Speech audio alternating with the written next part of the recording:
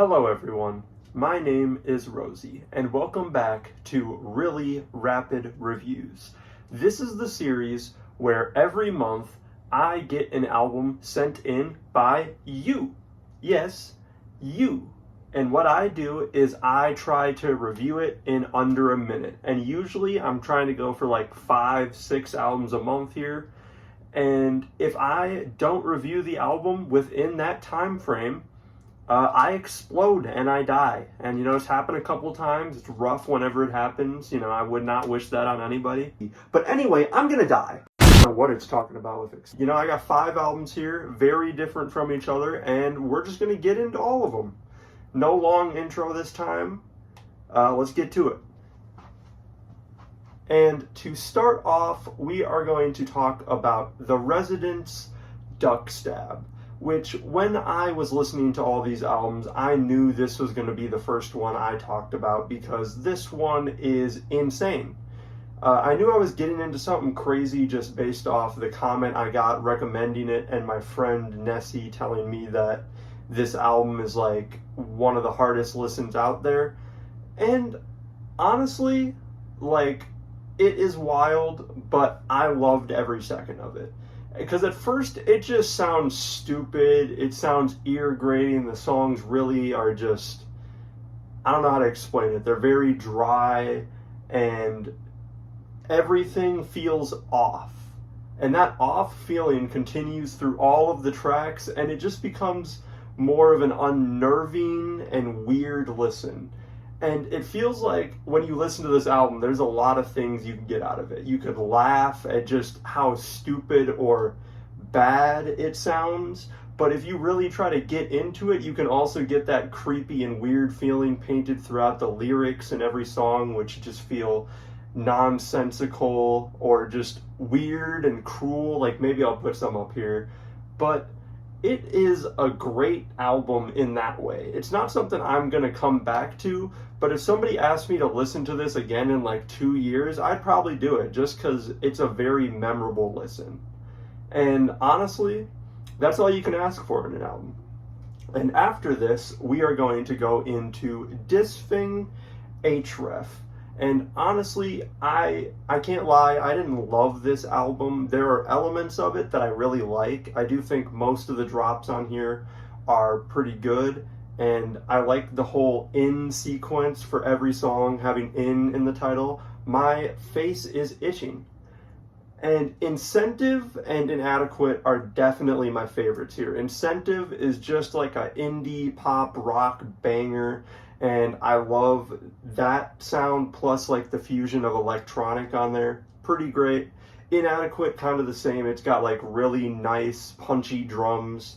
It's a good listen. And the longer track near the end, I think it's called Index Error. Even though there's part of it I didn't like, I think overall it was a pretty cool listen. So not entirely my thing, but not a bad album. And after that, we have Oklou Choke Enough, which is an album I really have been meaning to check out for like most of the year. I've seen the cover art around and I've just heard about it, but I didn't really know what to expect. And what I got, I think, was a lot cooler than what I had in my head for this album. It just feels like you're listening to like a fairy tale and there's like a wisp or something guiding you around through the forest. It's so like quiet and just nice at times.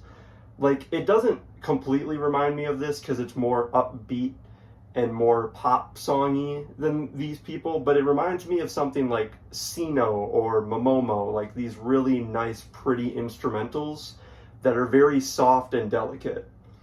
But even those aside, I feel like the collab tracks on here, which get a little more expressive, like the Blady collab or the Underscores collab, are also really great. I like the mix of Oklou and Underscore style on there, and this is just a great record. Probably my favorite of the 5 I'm talking about today. And the next album is Machine Age Point of Departure. I would look to see if I got that right, but I have a minute. And this album, I hate to say it, I don't really have much to say about this at all. Like, it starts off pretty good, First song, Fighting, is a bop. I do love the mix of just rock and EDM, but we all know the peak here is Daggers with Slumberjack. It's track 2. The drops are crazy, the drums are crazy, and the performance from Machine Age is just spectacular. I wish he would do more of this on the rest of the album. And we get like a slower acoustic cut near the end that tries to do that, but it doesn't really match up to me. And finally, we have GTA by GTA, or Good Times Ahead. And this is a kind of dated EDM album, but it has a lot of charm to it. The performances from the guests like Vince Staples and Tinashe are great all around. I really love the one with Vince Staples especially because this beat is so silly and like only something that would come out around that time. And alright, I died, so we just got jazz in the background from now on. And on this GTA album, while it is dated for the most part, like I said, I think it does have a decent amount of charm. I love the last 2 songs especially. Like Illuminate, that is a perfect future bass song.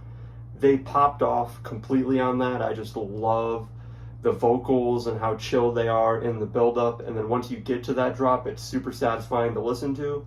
But the big hit on this one didn't really do it for me. So yeah, I failed this time. You can see Duck Stab in the corner there, and I'm going to show you the most horrific drawing you've probably ever seen in a second here. So prepare your eyes for that. You can never go back, and I'm sorry for what I'm about to put you through. I hope you enjoyed.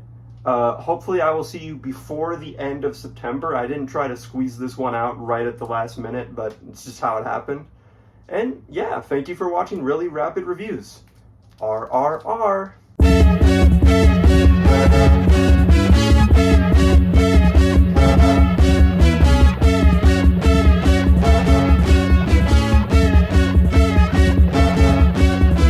Hey, if you have made it this far into the video and you are somehow Oklou, I would just like to apologize. I didn't really mean to do that. I don't know what happened. It just,